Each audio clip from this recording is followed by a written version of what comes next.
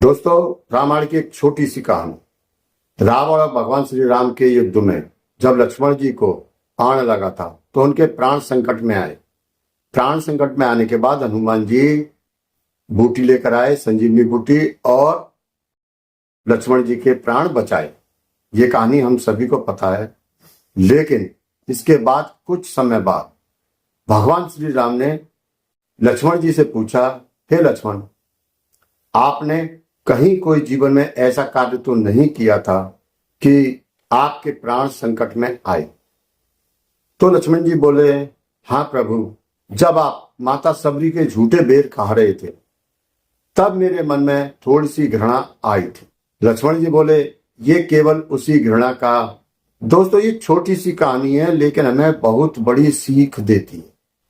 आप भंडारे लगा रहे हो, आप सुबह से शाम तक पूजा कर रहे हो, 3 बार कर रहे हो, 4 बार कर रहे हो, आप बेशक मंदिर में ही रहते हो, भगवान के चरणों में पड़े हुए, लेकिन छोटी छोटी बातें आपके सारे परमार्थ, आपकी सारी पूजा, आपका सारा पैसा, आपका बना बनाया महल किस प्रकार से मिट्टी में मिला देती है।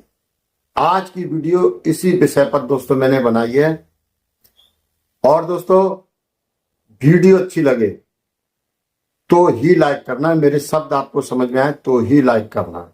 और अगर आप चैनल पर नए हो तो चैनल को सब्सक्राइब करके घंटी वाला बटन जरूर दबा दें, जिससे हमारी आने वाली वीडियो की जानकारी आपको मिलती रहे। दोस्तों, आपके शरीर में जान है, आप ताकतवर हो, विशेष ताकतवर हो। आप एक को नहीं 4 लोगों को मार सकते, उनकी पिटाई लगा सकते, लेकिन आपने किसी गरीब व्यक्ति को, किसी कमजोर व्यक्ति को बेवजह पीट दिया, सता दिया।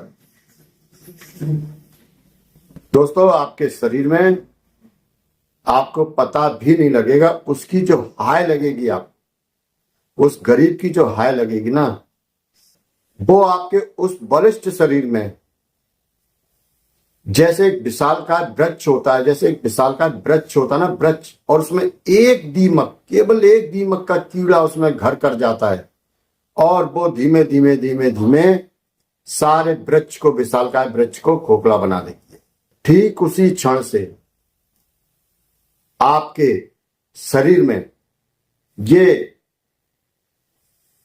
आपका घमंड रूपी दीमक आ जाएगी और आप धीमे धीमे, जब आप जवान है, आपके शरीर में थोड़ी सी जान है, लेकिन जैसे ही उम्र बीतेगी, आप या तो बिस्तर पे आपका अंत होगा, कई साल दवाइयां चली होंगी, या काफी सारे आप कष्ट झेलेंगे।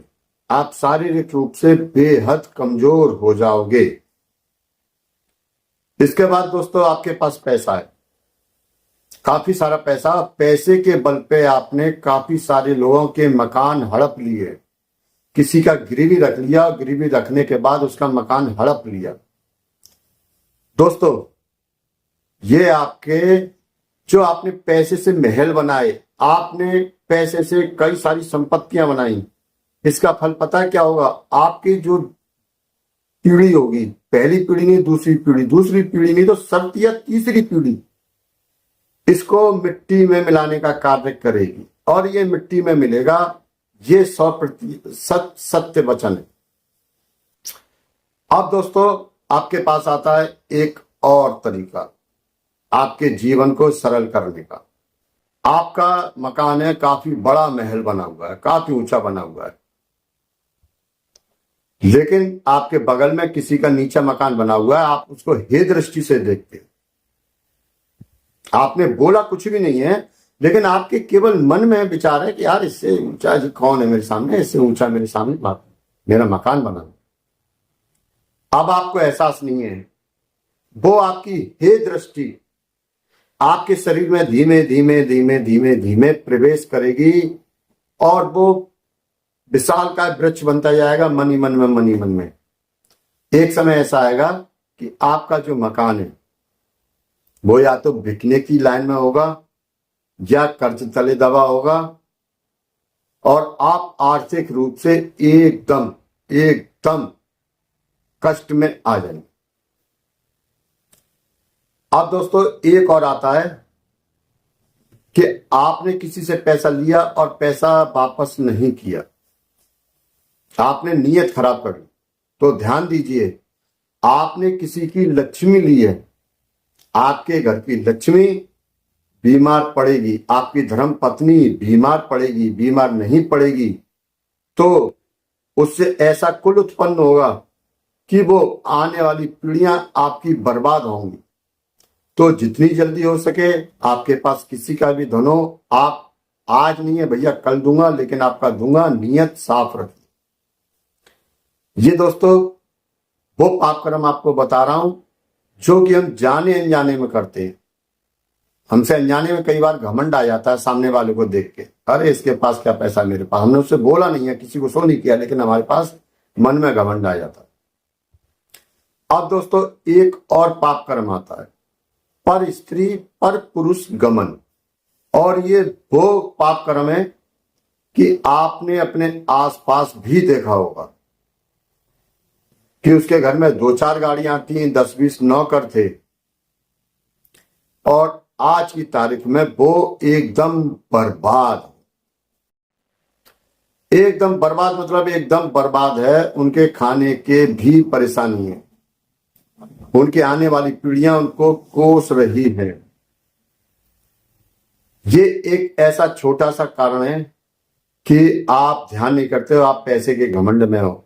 आपने या तो पैसे के बल पे या अपनी खूबसूरती सुंदरता से या किसी के संबंध चलते हुए आपने ये सारे कर्म किए, आपने ये सारे पर पुरुष पर स्त्री वाले गमन किए, पाप कर्म किए।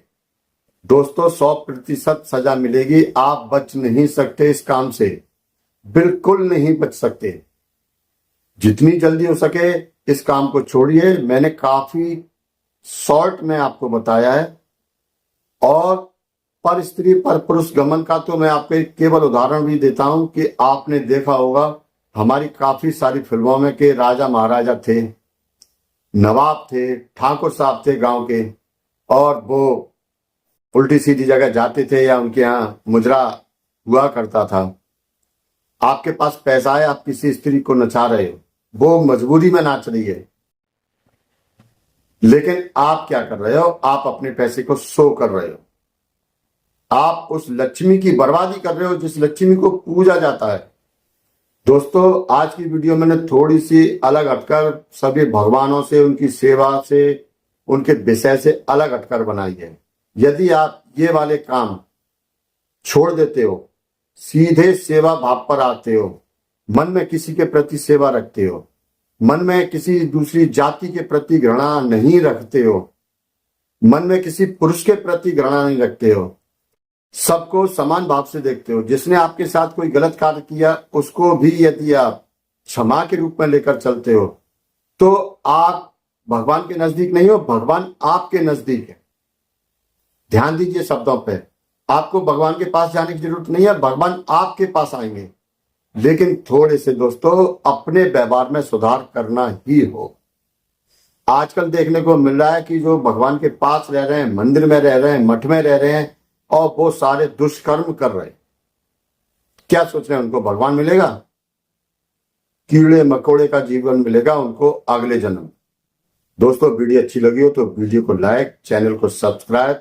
आपके अंदर कोई कमी है तो प्लीज छोड़िए। आपके अगल बगल में कोई ऐसा घमंडी कोई भी व्यक्ति हो तो प्लीज यार कमेंट बॉक्स में बता दें, और आग्रह करें उससे वीडियो शेयर ही कर दीजिए, जिससे कि सुधार हो सके। यदि वीडियो को 1 लाख व्यक्ति देखते हैं और एक व्यक्ति भी थोड़ा सा सुधार होता है तो दोस्तों मैं समझूंगा मेरा जीवन सफल हो रहा है। नमस्कार दोस्तों, आज की वीडियो में इतना ही। मिलते हैं अगली वीडियो में, तब तक के लिए नमस्कार। जय भगवान भोलेनाथ की, जय बाबा अमर सिंह पवन।